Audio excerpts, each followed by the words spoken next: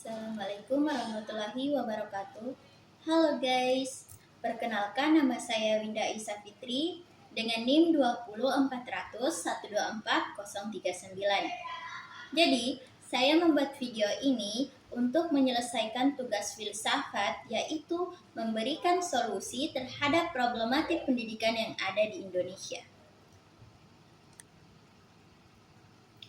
Tapi teman-teman, sebelum saya memberikan solusi terhadap problematik pendidikan Indonesia, saya ingin memaparkan pendapat saya tentang pendidikan di Indonesia. Di mana pendidikan di Indonesia masih menghadapi banyak problem yang cukup serius dan saling berkaitan. Di mana pendidikan yang seharusnya menjadi sarana untuk membebaskan dan mengembangkan potensi manusia justru seringkali terasa menekan dan kaku.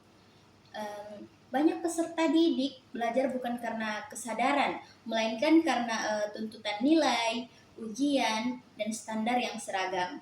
Nah, oleh karena itu, saya berpendapat bahwa pendidikan di Indonesia membutuhkan solusi yang tidak hanya berfokus pada kurikulum, tetapi juga pada cara pandang terhadap peserta didik. Oke, jadi teman-teman, di sini saya disuruh untuk memberikan solusi.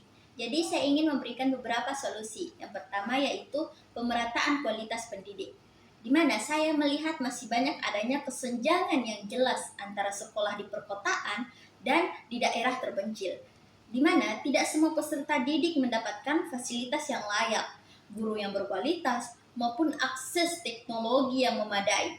Jadi menurut saya negara juga harus hadir secara nyata untuk menjamin bahwa setiap anak itu dimanapun ia berada, mereka memiliki kesempatan untuk mendapatkan pendidikan yang bermutu. Gitu. Selanjutnya solusi yang kedua, peningkatan kualitas guru. Di mana menurut saya guru bukan hanya sebagai pengajar, tetapi menjadi pendidik atau pembimbing. Namun masih banyak guru yang terbebani oleh administrasi dan kurangnya pendapatan pelatihan yang berkelanjutan. Saya berpendapat bahwa guru perlu diberikan ruang untuk berkembang, baik dari segi kompetensi maupun dari kesejahteraannya, agar mampu menciptakan pembelajaran yang lebih manusiawi dan bermakna. Nah, selanjutnya yaitu solusi ketiga,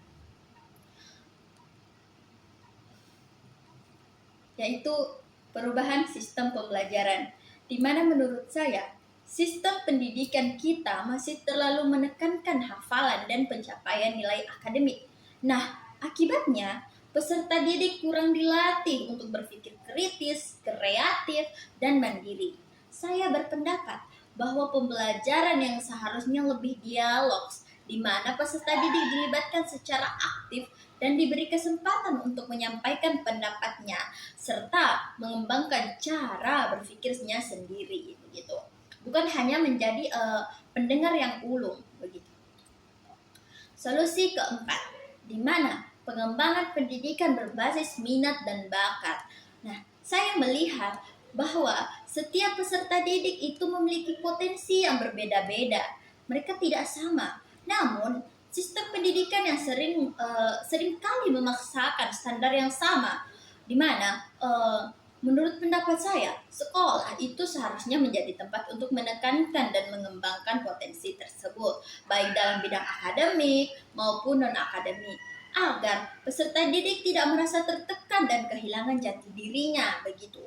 Tidak dipaksakan untuk kamu harus bisa ini, karena temanmu bisa ini. Enggak harus begitu.